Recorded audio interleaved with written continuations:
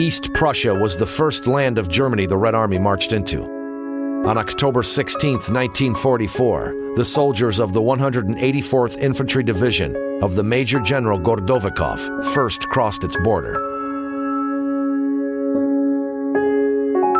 The Sappers, pontooniers, and other military engineering units were also there, shoulder to shoulder with the infantry, gunners, and tank crews. The men and officers of the engineer units helped to storm the enemy positions, paved the roads, deactivated the minefields, spanned the rivers, and built the bridges. The last spring of the war was about to start. The liberators were approaching Königsberg, where the Corps of Engineers had to play a major role.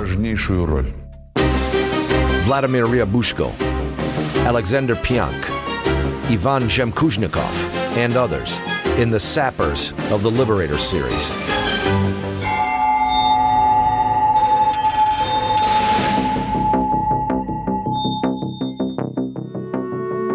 The profession of a sapper is one of the most difficult, and one might say it is especially difficult in the military affairs. One day, lay mines on the path of the enemy, and the next day, risking their lives, they deactivate their own and enemy minefields. And a few days later, they span the river anew, right near the destroyed bridge.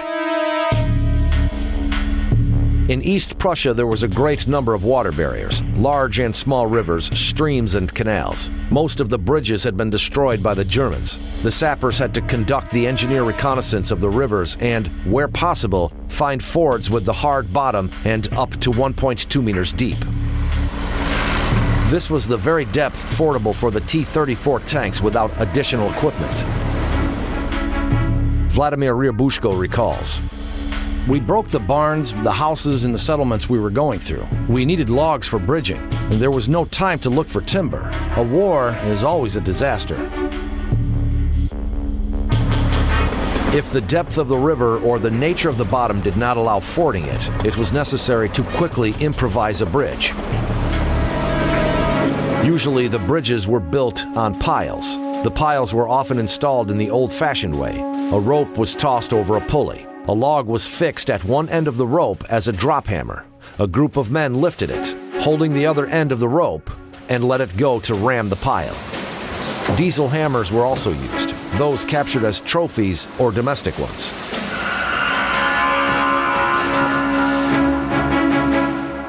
A diesel hammer consists of a guide structure, which is a pipe fixed on the pile, a combustion chamber, and a massive hammer. The sappers installed the diesel hammer on a pile and lifted the hammer. The fuel was injected into the combustion chamber and ignited when the hammer went down, causing it to reciprocate. The piles were installed in spans, which consisted of several rows of piles and served as the basis for the bridging. Alexander Piank recalls, "The most difficult thing was a hammer in the piles. We were in the open areas. There was nowhere to hide. Often the Germans fired at the place of crossing with high explosive shells, and we had nowhere to hide from their splits."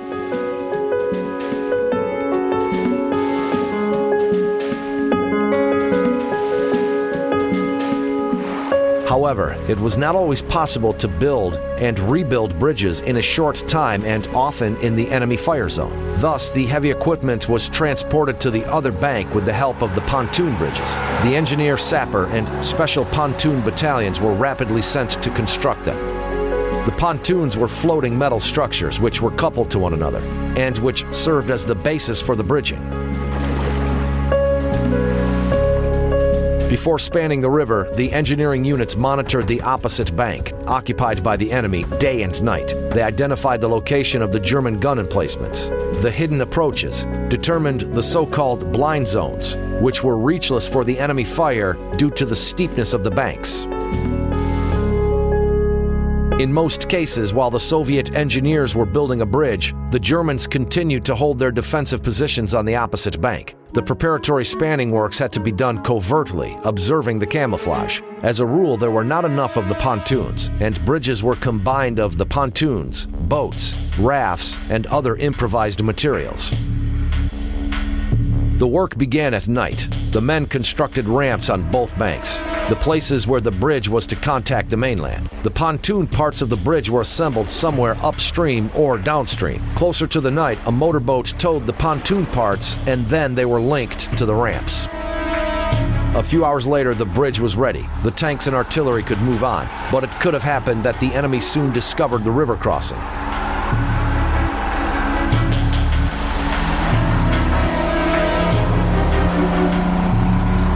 Ivan Zhemchuzhnikov, the hero of the Soviet Union, the commander of the Engineer Sapper Battalion, recalls. Once the Nazis discovered the river crossing, 3 dozens of junkers brought down their deadly cargo on the ribbon bridge. The attack was not over yet, but the soldiers had already jumped out of the dugouts. There was no bridge anymore. Only the smoking logs remained on the bank instead of the trestles that had been towering up there before, and the wreckage of the wooden ferries were seen far away down the river. But the pontooniers knew it from their experience that the pierced pontoons could have not sailed too far, soon after the divers found them.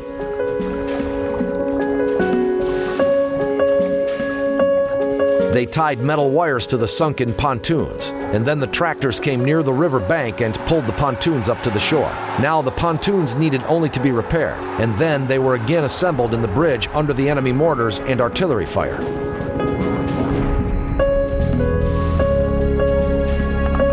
In autumn 1943, when crossing the Dnieper, the engineering troops applied a novelty: the underwater bridges. The bridges were built so that its runway was 30 to 40 centimeters below the water's surface. It was impossible to locate such a bridge from the air.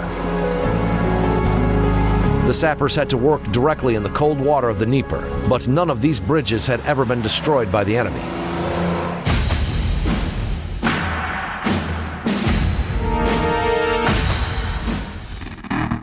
By the end of February 1945, the troops of the 3rd Belarusian Front had approached Königsberg. The city was blockaded from the north, east, and south, but there still existed a narrow corridor in the northwest between the German forces defending the city and the forces of the Wehrmacht stationed on the Samland Peninsula. The Königsberg fortification consisted of 2 defensive belts, the external and the internal. The outer defense belt was about 50 kilometers long and was arranged as a network of strong points or resistance nests, Widerstandsnester. Within this belt there were 12 major and 3 additional forts with a system of long-term facilities. Besides, there was an all-round anti-tank ditch filled with water, 6 to 10 meters wide and up to 3 meters deep. The forts were brick constructions shaped as hexagons, about 300 meters long and 180 meters wide. The forts of Königsberg were built in the mid-19th century, but during the war they were reinforced by the German engineers, who had turned the city into a truly impregnable fortress. The walls and structural floors of the fort were made of brick and were up to 1.8 meters thick. All the stone structures were protected with an earthen envelope, 5 to 6 meters thick. All this made the main buildings of the fort almost impervious to the artillery fire. The main defensive element was the system of trenches and communication trenches between the forts and buildings. The anti-tank barriers encircled the city in 2 or 3 solid belts. The length of the anti-tank ditches along the external contour totaled 48 kilometers. Along the internal contour, it was 2.5 kilometers. The front line of the enemy defense was covered with 1 to 2 lines of barbed wire and minefields. The engineer troops had to break through the East Prussian fortifications and ensure the advance of the Red Army.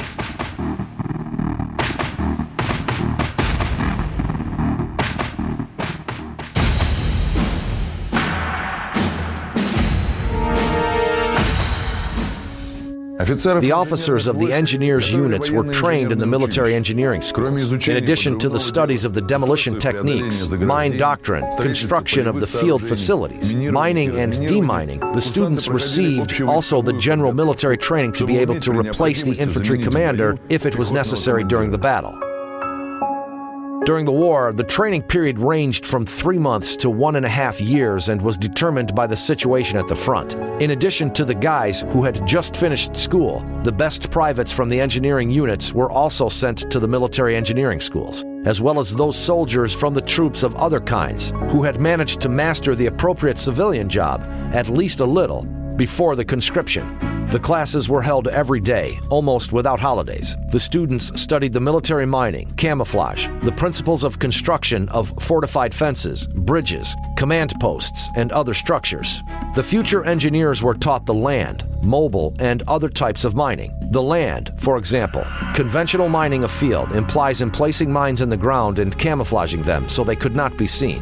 The mobile mining meant emplacing mines quickly within the area where the enemy managed to oust the Soviet troops and to breach the Soviet defense with the tanks.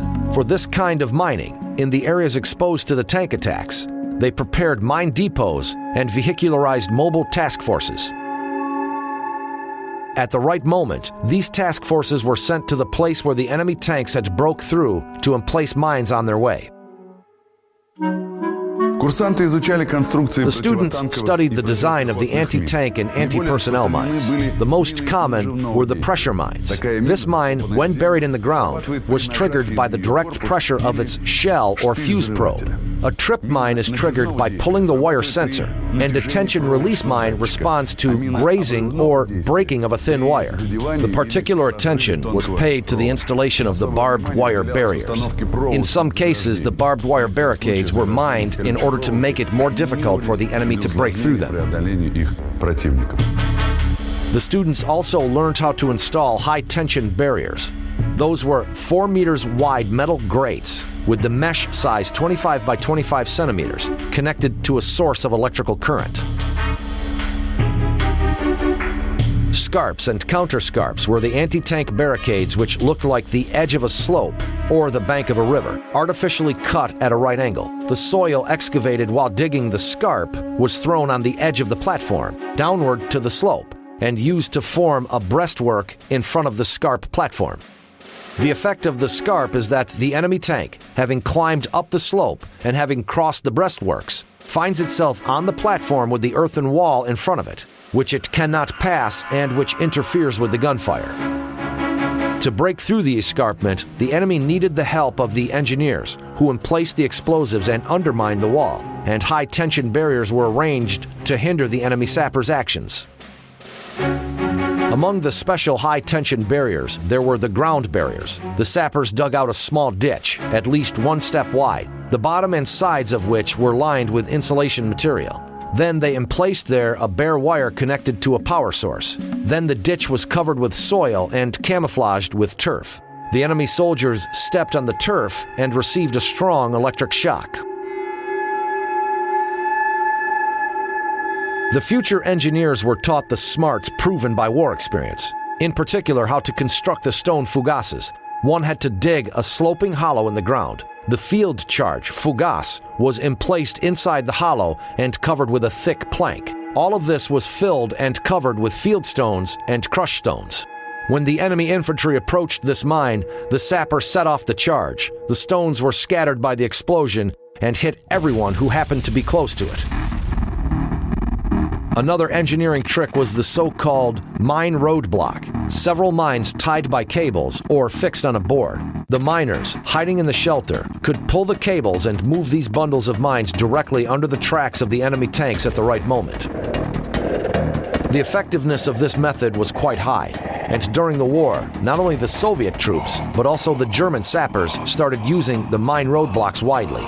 Once the front stopped, the engineers immediately started mining the approaches to the positions of their troops. Mining, as opposed to demining, was always done from the outside. While laying the mines, the sappers were always moving backwards to their own positions. The sappers went in pairs. The pairs walked at a distance of 50 meters from each other. In order to avoid the habituation and the consequent blunting of attention and vigilance, the miner performed a different operation each day. One day, one sapper would dig hollows for the mines and camouflage them, and his mate inserted the fuses, and the next day they changed the roles.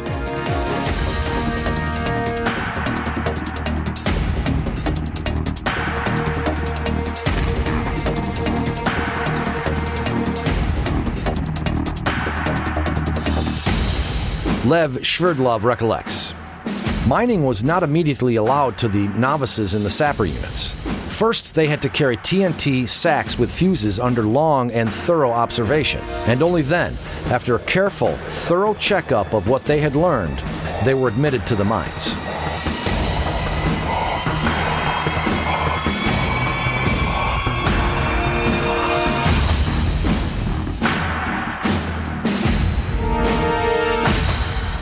The most dangerous sapper's job was certainly the mine clearance.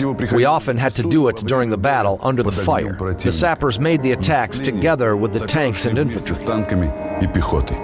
Vladimir Ryabushko recalls, "We were seated on the tanks together with the infantry. There were grab handles all over the tank. We tied ourselves to them with anything we could find.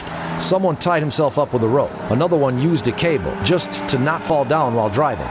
When during the advance of the troops, the leading tank was blown up by a mine, all the movement stopped. This meant that there was a minefield straight ahead. The Germans usually started firing. The Soviet tanks opened fire in return. Meanwhile, the sappers jumped down from the tanks and dispersed into a 20-meter wide chain. The flankmen flagged the borders of the pass. The sappers were moving forward on their bellies, in echelon, so that if one sapper was blown up by a mine, the others were not touched by the shrapnel. The mines were located with the help of a probe, a rod or a pin with a sharpened end. The sappers were also equipped with electrical mine detectors that sent the signal into the headphones when metal objects were detected under the ground. But the sappers did not use them in the battle. The battle noise interfered with the signal. Besides, there was metal everywhere on the ground even without mines. In addition, the Germans often used non-metallic mines. There were mines, the shells of which were made of wood, concrete, and thick glass. If a piece of such a mine penetrated into the human body, it was extremely difficult to extract it. Usually the mines were emplaced not very deeply, at the depth of 8 to 10 centimeters. With some mines, deactivation was impossible because they had been emplaced by the Germans in the non-deactivation mode. For example, the only way to neutralize them was to blow them up. Those mines the sappers managed to disarm by unscrewing the fuse were extracted from the ground and thrown beyond the flags that indicated the pass.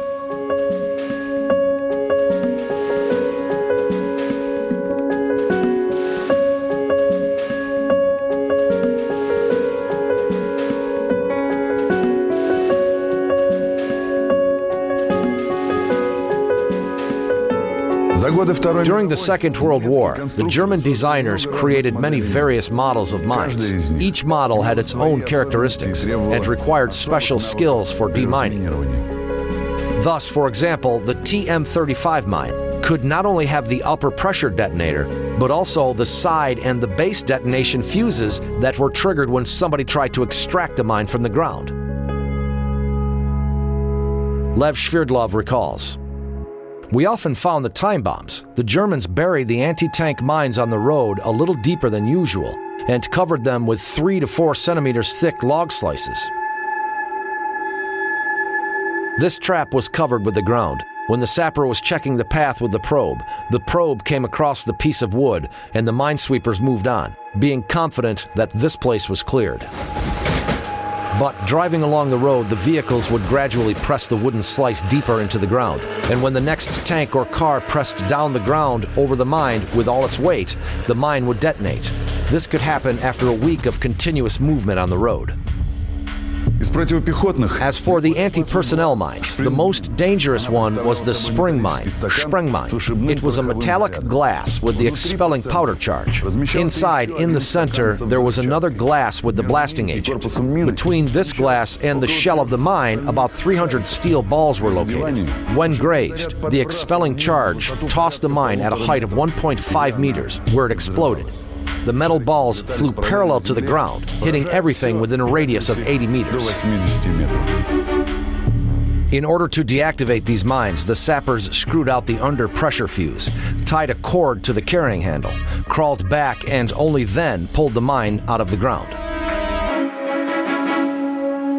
In addition to the fields and roads, the Germans often mined the wells, houses, and flats. Lev Sverdlov recalls, "The sappers are a special category of people. A minesweeper will never open the door to the house mechanically in the village that has just been taken. First, he needs to examine and sniff everything, and only then he will decide whether to open the door. And even if he decides to do it, he will tie a piece of wire to it and jerk it.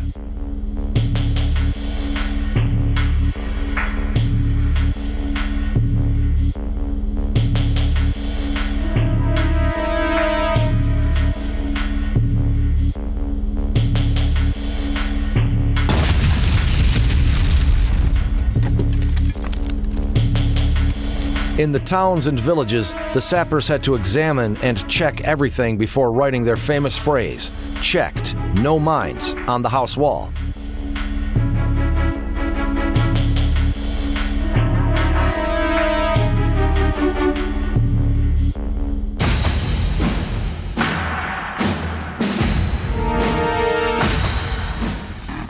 The troops of the 3rd Belarusian Front had directly approached the line of the Königsberg forts by the end of January of 1945.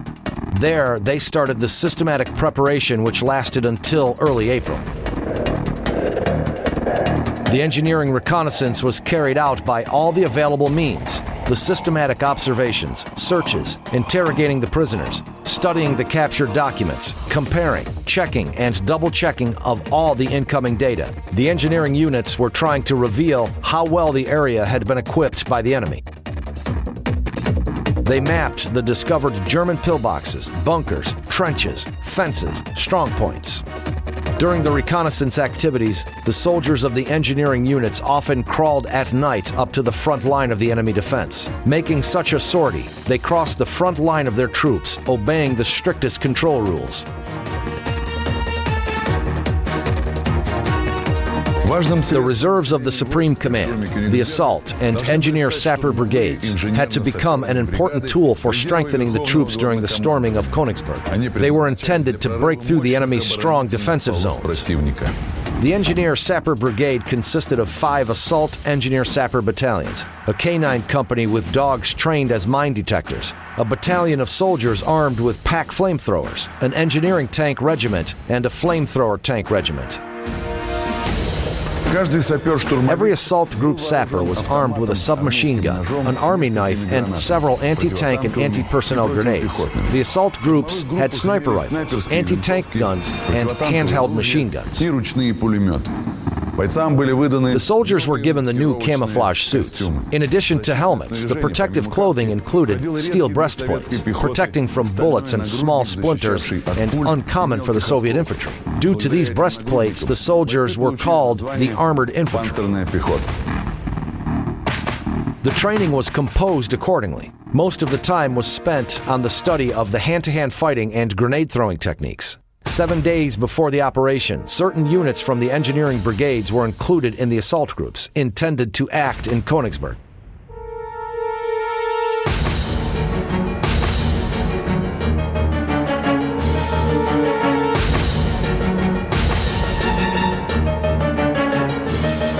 The assault group was consisted of a rifle company, a platoon of heavy machine guns, a platoon of 82mm mortars, 2 to 3 guns, 1 to 2 tanks or SP guns, a platoon of anti-tank guns, and a unit of flamethrower shooters and chemists. 10 to 12 assault groups were organized in each infantry division. The assault group, in their turn, was subdivided into subgroups and teams. The demolition team was to perform perhaps the main task, to undermine the permanent fire nests, bunkers, and the fortified buildings, which the artillery guns were unable to destroy.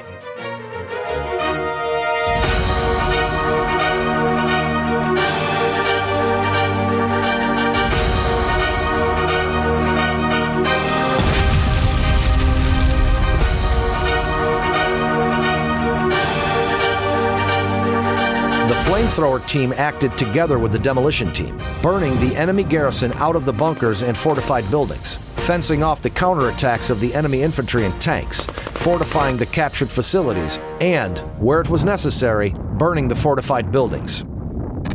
The fortification teams worked on the adaptation of the occupied buildings for the defensive, The support teams, or the ammunition carriers, provided the assault groups with the supplies needed for the combat, the explosives, ammunition, and flame mixture.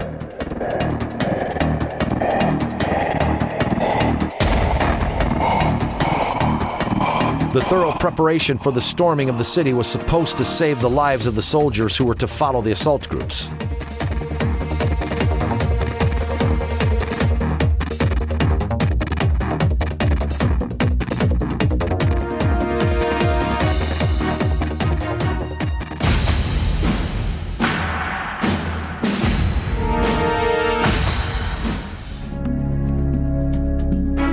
In order to enable the Soviet troops to continue the offensive in the west, it was necessary to capture Königsberg and eliminate the German units defending it.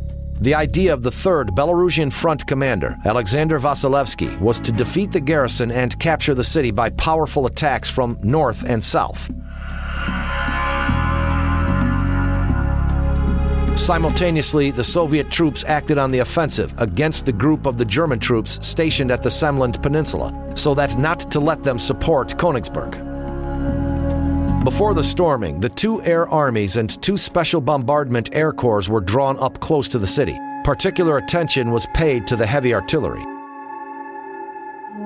250 guns per 1 kilometer of the front line, including 8 special battalions of very heavy artillery with 280mm guns, were concentrated against the forts. The narrow gauge railways were built for the transportation of the ammunition.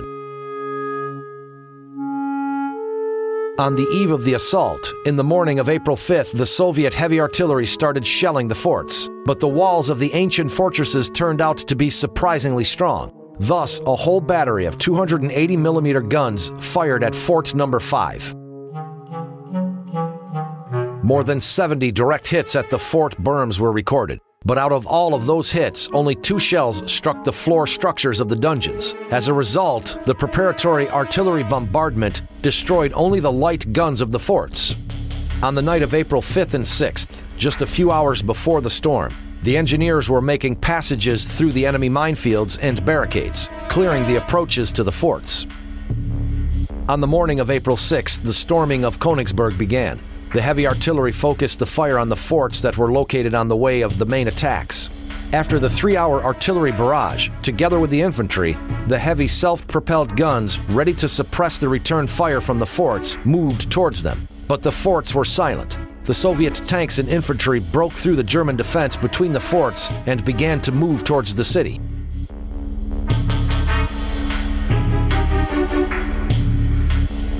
By the end of the day, Soviet troops advanced by 3 to 4 kilometers, having cleared a large area from the enemy. The Sappers acted in 3 echelons. The first attack echelon consisted of the military engineers and assault sappers. They moved with the advancing troops and performed the engineering reconnaissance tasks, participated in the assault actions, ensured the passes for the army in the enemy barrages, enabling the military vehicles to break through the barrages and cross the water barriers.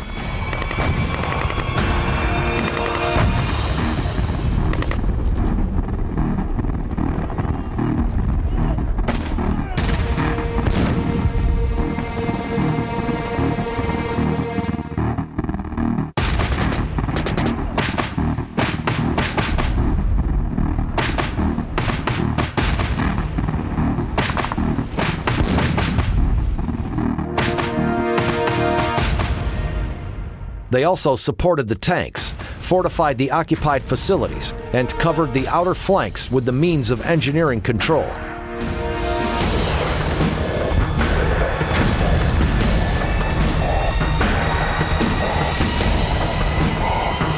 The engineering units of the 2nd forward echelon immediately followed the battle orders and were busy with the route's clearance, clearing of the driveways, and the necessary roads and bridge construction and repair works. The units of the 3rd rear echelon performed the control checks of the routes against the possible mining. They constructed the bridges with the capacity of up to 60 tons, fulfilled the special tasks and the clearance of the city. The pioneer assault groups were breaking the way for the advancing troops. The assault group's fighters were armed with submachine guns and handheld machine guns. They had small shovels, wire scissors, assault ladders, and other tools needed to cross the ditches. To enable the tanks and artillery to cross the deep barriers, 10 to 12 meter long temporary panel bridges were prepared, as well as special trestles for the tanks enabling them to cross the anti-tank ditches. There were even ladders prepared in the trenches to make it easier for the soldiers to get out of the trenches during the attack.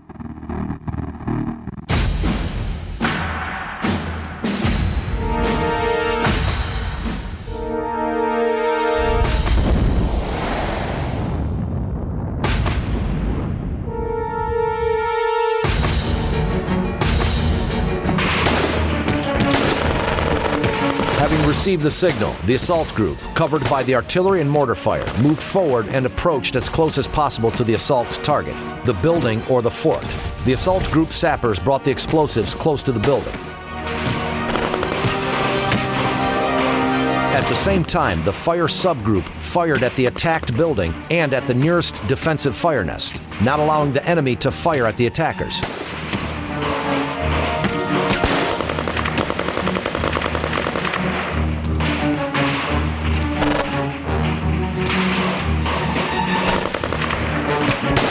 Smoke screening was applied. The tanks came close to the target along the passages and suppressed the defensive fire nests with their fire, or the tank body simply blocked the embrasures.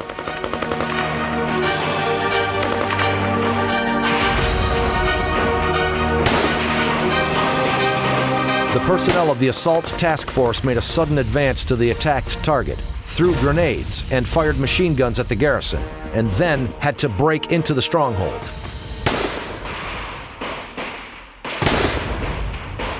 It was extremely difficult to get inside the target facility. Therefore, the assault group engineers blew up the walls to make passages for the assault subgroup. The flamethrower shooters made fires inside the building, smoking out the enemy garrison, and thus enabling the assault team to get inside. The backpack flamethrowers proved to be an effective tool of the war in the city.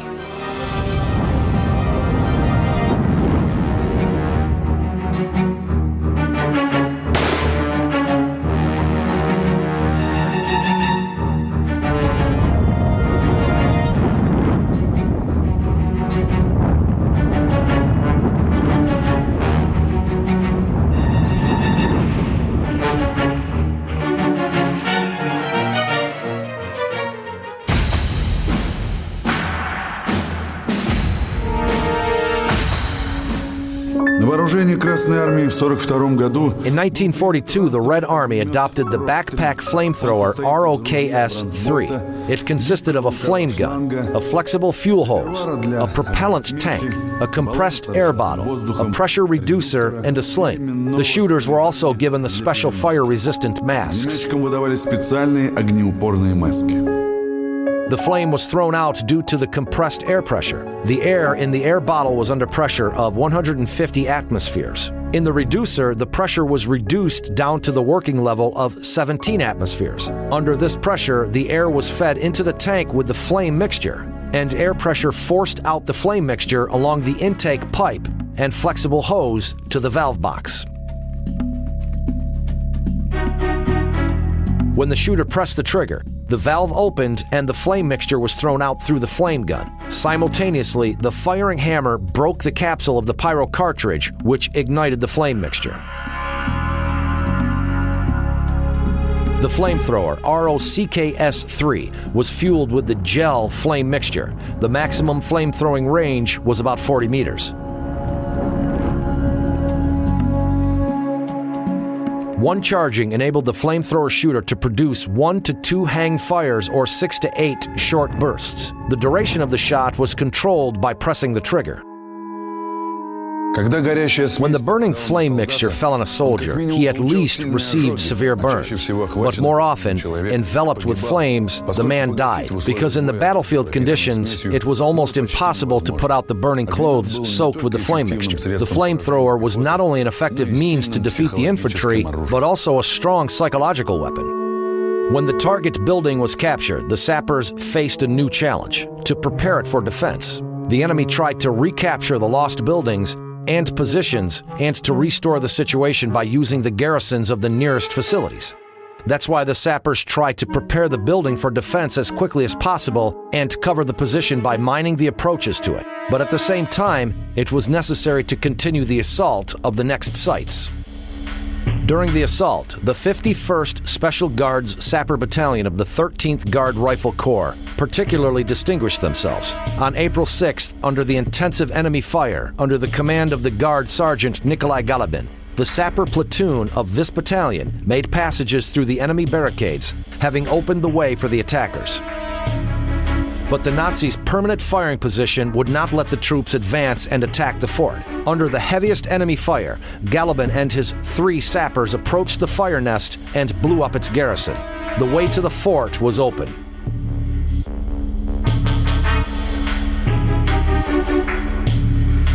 On April 7th, the commander of another platoon of the same battalion, Lieutenant Alexander Rodotelev, included in the assault group, together with 8 sappers, approached the firing positions of the enemy anti-aircraft batteries. Having made a sudden raid, the sappers captured 15 anti-aircraft guns, killed 6 Nazis in close-in combat, and captured 5 enemy soldiers. A few minutes later, the Germans attempted to return to the abandoned weapons. Self-propelled gunner Dmitry Kiryachik recalls, "First, we attacked the 5th fort. At night, a small group of sappers crossed the ditch and got into the fort yard where the mortars were emplaced. The sappers shot the mortarmen and planted explosives here and there. Generally, these forts were taken quickly, as if they had never existed. The sappers repulsed 3 counterattacks and had kept the artillery positions until the main forces approached them. The success of the sappers left an indelible impression on the soldiers of other service arms. For the 2 days of fighting, the Soviet troops had captured 130 blocks in northern and southern parts of the city, 3 of the forts, the artillery plant, the engineering plant, the constructional ironworks, the main railway yard, and the railway workshops. But the Königsberg garrison troops were standing up stubbornly. The German High Command had taken every measure to avoid the isolation of the garrison from the troops stationed on the Samland Peninsula.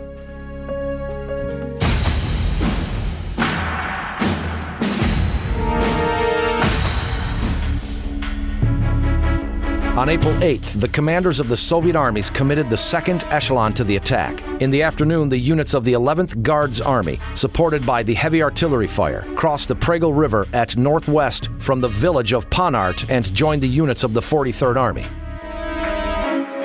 The garrison of the fortress was completely cut off and isolated from the forces operating at the Samland Peninsula. The main forces of the Germans, stationed in the city, moved to the center and eastern part of the city.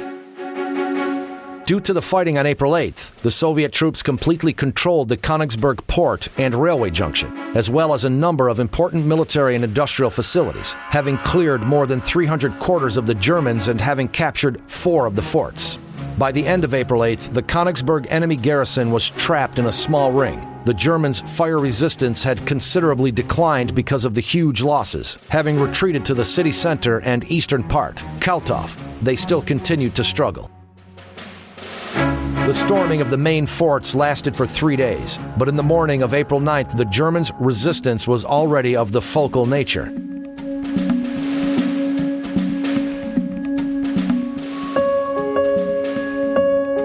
In the evening, the commandant of the Königsberg fortress, General Otto von Lasch, sent the envoys to the command post of one of the Soviet infantry regiments.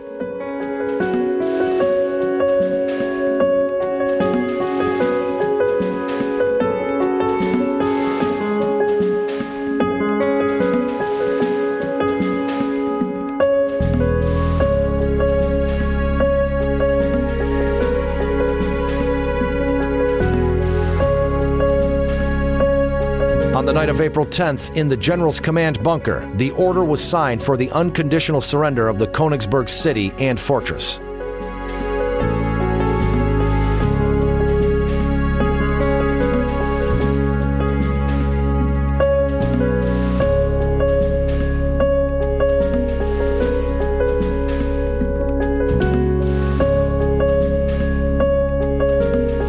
Germans' military tribunal sentenced Commandant Otto von Lasch in absentia to death by hanging, with the wording, "For the cowardly city surrender."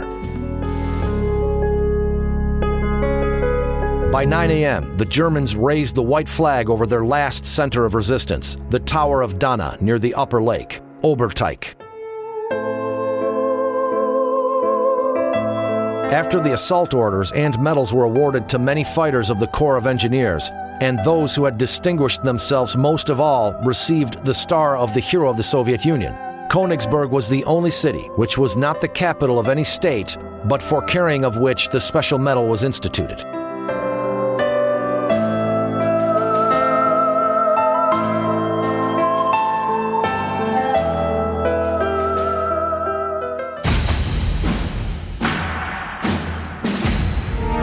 Igor Pakhomov recalls, "We entered Vienna across the river Danube. They started shooting at us. The river bank was 50 meters behind. I started firing with my DSHK machine gun, Degtyarev Shpagin heavy machine gun. I hadn't shot that much for the whole wartime.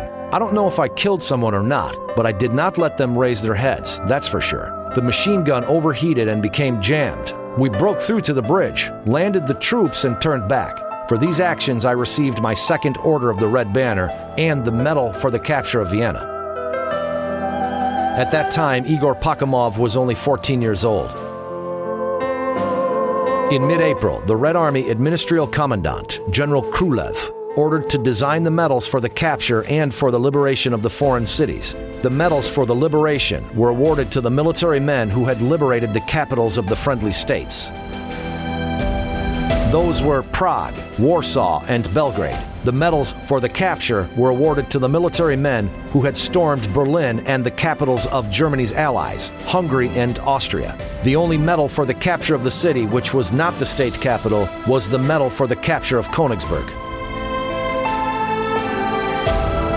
It should be mentioned that the assault of such cities as Poznan and Breslau was no less hard, but no medals had been instituted for the capture of them. A large group of artists were involved in the work on the medal design. By May 1st, 16 drafts had been considered. The design of the medals was approved in June of 1945. The medal for the capture of Königsberg was awarded to about 760,000 people. The medal for the capture of Budapest was awarded to about 362,000 people. The medal for the capture of Vienna was awarded to 277,380 people. The medal for the liberation of Belgrade was awarded to 70,000 people. The medal for the liberation of Warsaw was awarded to 701,700 people. The medal for the liberation of Prague was awarded to 395,000 people. The medal for the capture of Berlin was awarded to more than 1 million.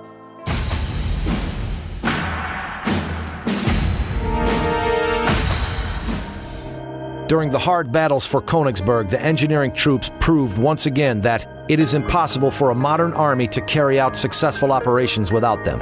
It remained less than a month to the end of the war. The Soviet troops were marching toward Berlin, and the military engineers were making the bridges to the victory for them. But even after May of 1945, the hard work of the sappers did not stop. The Corps of Engineers were clearing the debris in the urban areas, spanned the rivers, and built new bridges to replace the blown-up ones. But under the ground, in the fields, on the roads, in the villages, and the cities, there still remained thousands of mines. Even decades later, the sappers were killed when demining them. Those were the last victims of the Great Patriotic War.